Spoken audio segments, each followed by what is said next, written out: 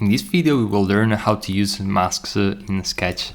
So masks are very important elements which you will be using quite a bit during your design career. And basically in this case we have this image and we want to mask it in this oval shape which I just created. And the way you do it is pretty easy. So you just move the oval on top of the image, and you have to make sure that the oval layer is below the image layer. In that way, once we select both and we go under this top icon called mask and click on it, we can see that we have now created a mask around this image. And basically what's happening over here is pretty simple.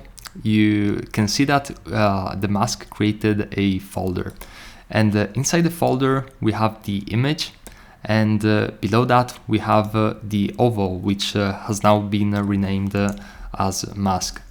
And if for example we want to modify the position of the image, we can simply move it around as we have it selected on the layer.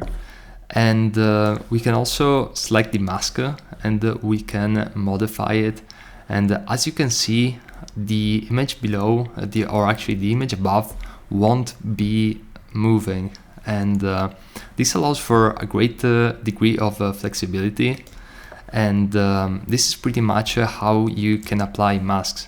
Now, if we copy and paste the image above and let's see, and we create another layer such as a star, we can redo the same process just by moving the star over here and moving it below the image.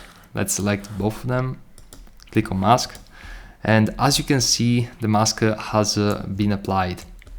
Now this is it. When it comes down to masks, it's pretty straightforward and a great tool to have and that you can use anytime this makes sense in your design projects.